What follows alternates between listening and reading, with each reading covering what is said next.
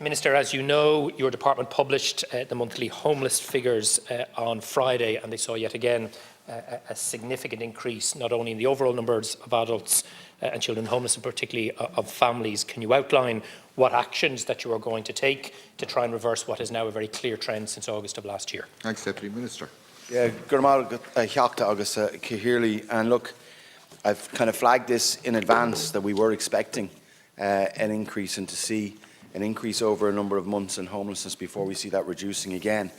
But what we have seen is of serious concern to me and the government, and indeed to all deputies, no question.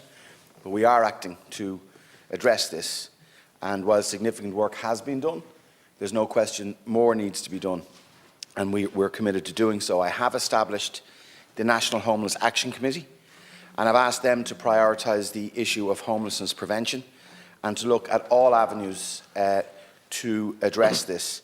I've brought in a number of measures to enhance security of tenure for renters, including most recently in respect of tenancies of unlimited duration through the Residential Tenancies Amendment Act 2021.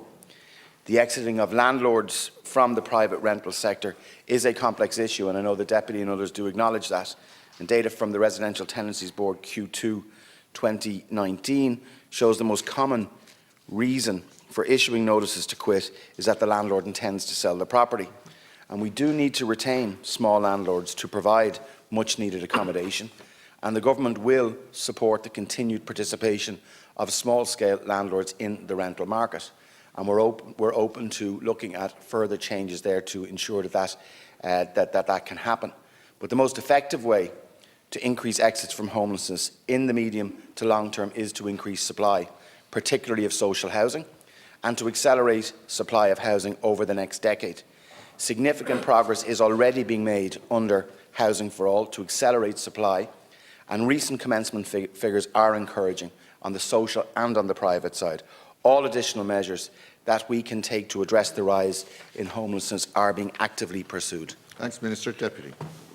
Minister, the difficulty with your response is it doesn't suggest that the government is actually going to do anything different in the short to medium term to deal with the two specific problems causing this dramatic increase in family homelessness.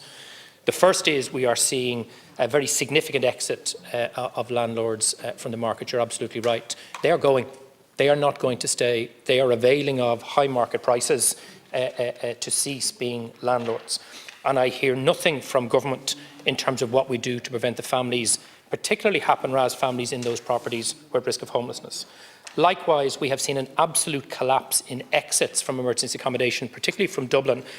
The exits last month were 35. That's down from several hundred exits a month only 18 to 24 months ago. So my question is specific, not what is going to happen in 2 or 3 years' time if your plan works at all. What specific interventions will you make now to try and stop the flow of families into emergency accommodation and to speed up exits next month, the month after, and the month after that again? Look, you're correct on exits, and exits has been difficult, particularly over the last number of months because of the shrunken supply. And we are affected by the lack of new supply that's been coming in over the last 2 years. No question, because we couldn't build the amount of homes that we needed, a lot of that down to COVID. Now we are seeing an increase. We will see a significant increase in social housing supply this year. We will hit our 9,000 new build target this year of new builds. That doesn't take into account acquisitions, the remainder of the leasing piece that will come in as well, and vacant units coming back into use. So supply this year, I'm not talking about in the medium term, will absolutely help.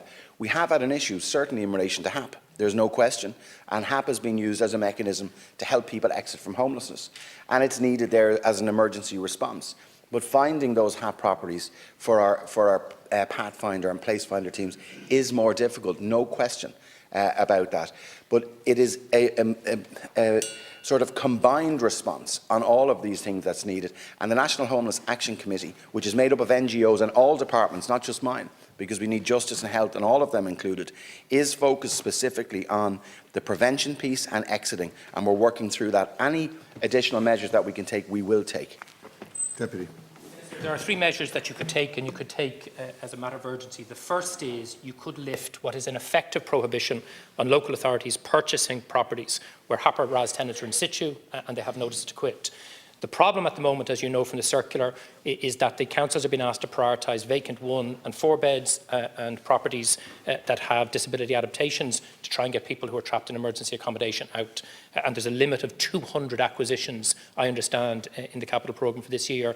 What we need to hear from you is, in addition to that, you will say to the local authorities now, as an emergency measure, where a HAP or a RAS tenant has a notice to quit and is at risk of homelessness, in addition to the 200 vacant units you're looking to acquire, local authorities can purchase those.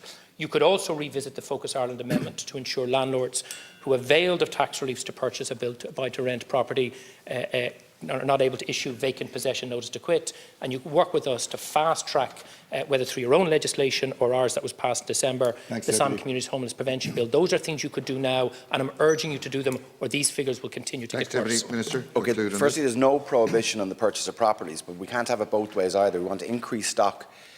I get deputies rightly criticising government last year that government are buying homes from under first-time buyers. Okay, so we've got to have a balance.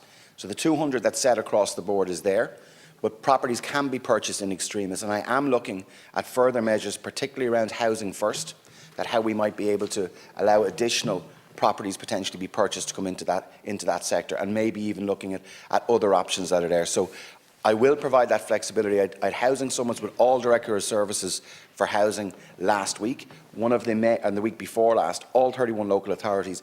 The big focus was on delivery and on homelessness. So we are looking at other measures if we can bring in changes like allowing some flexibility around purchasing with tenant in situ in extreme situations. I'm open to that, but we can't have. There is a moral hazard that can occur there as well. And I don't want local authorities just buying instead of building. And I think the message from this government is we need to increase our public housing stock substantially. And that's what the focus of Housing for All is.